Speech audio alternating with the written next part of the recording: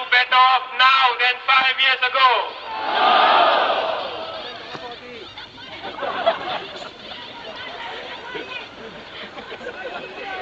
The PAP keeps saying Singapore is a first world country. We may be first world in education. We may be first world in housing.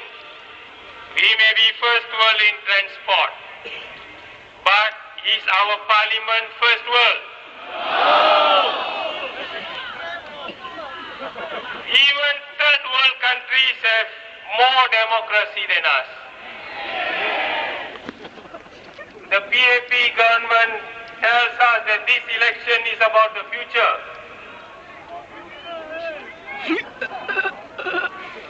They have been saying that all the past elections. They want you to think carefully before you vote. Well, we too want you to think before you vote.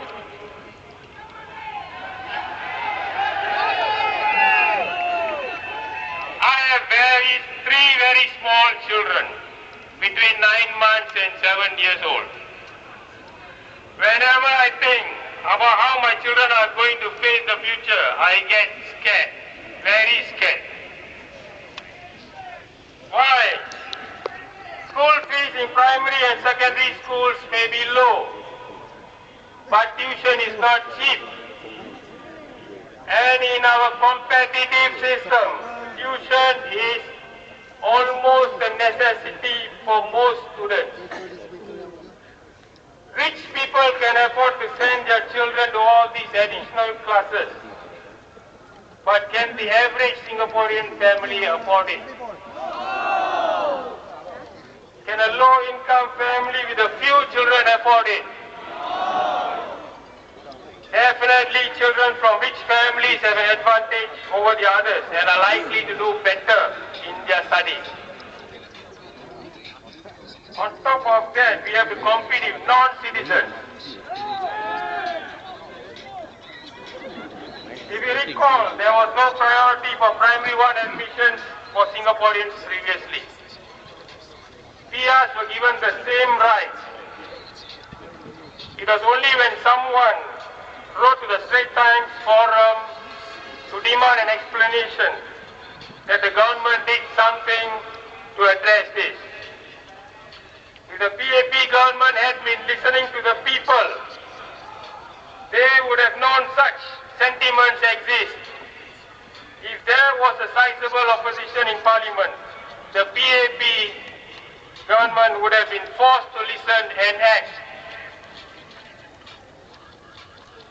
Even with good grades, our Singaporean kids have problems getting into university, let alone the course of their choice.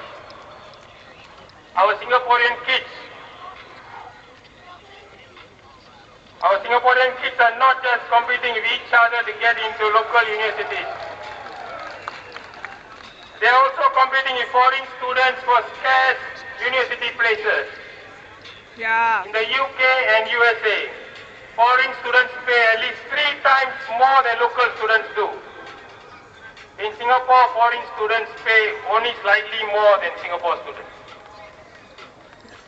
What tangible benefits does Singapore get from all these heavily subsidized foreign students?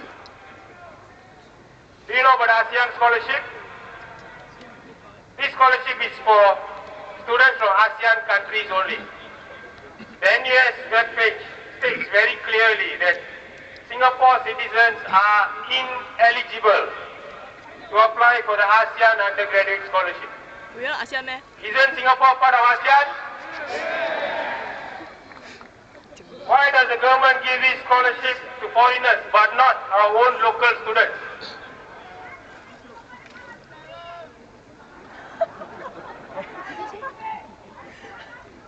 To make it worse, the scholarships that are given to Singapore students come with a bond, whereas the ASEAN scholarships have no bond. Why the discriminations against Singapore students? This question has been asked many times, but the government has not answered it. Why?